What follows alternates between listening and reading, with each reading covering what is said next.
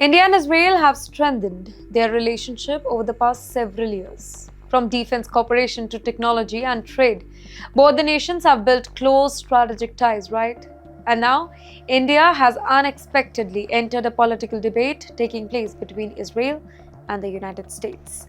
Ladies and gentlemen, according to these reports, Israeli Prime Minister Mr. Benjamin Netanyahu responded to comments made by the US Vice President Mr. J.D. Vance by saying that Israel has many friends around the globe, including India. That's right. During an event, Netanyahu described India as a country of 1.4 billion people and said Israel enjoys tremendous support from these Indians.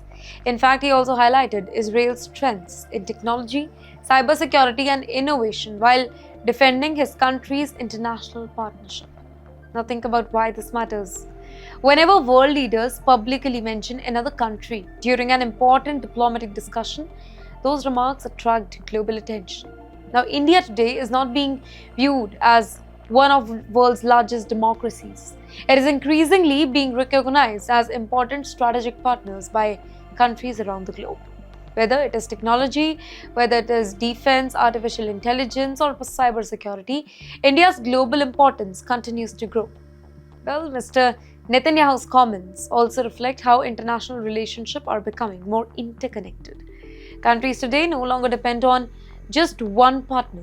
They are building multiple strategic relationships across different regions. Now, for India, this growing recognition is another example of its expanding influence on the global stage. And as geopolitics continues to evolve, India's role in international diplomacy is expected to become even more significant here. Just when many believe the tension in West Asia could slowly begin to ease, another warning has emerged from Iran. And this time, the message is not about diplomacy, ladies and gentlemen. This time, it is about revenge. Well, the death of Iran's ex-supreme leader, Ali Khamenei, it has become an emotional and political moment inside the country.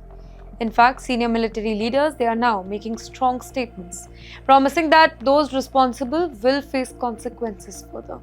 In fact, adding to the reports, Iran's Navy chief said that according to reports, Iran's Navy chief said during funeral ceremony that those responsible for the deaths of Iranian would face retaliation from what he describes as Muslim fighters. Iranian leaders, they also vowed to continue supporting what they call the axis of resistance, signaling that Tehran does not intend to change its regional strategy despite the leadership transition here. But wait, think what that really means. Whenever leaders speak publicly about revenge, security agencies around the globe begin paying the attention here.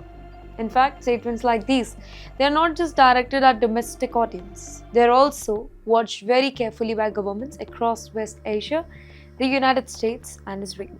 In fact, for years, the region has witnessed cycles of retaliation followed by counter-retaliation.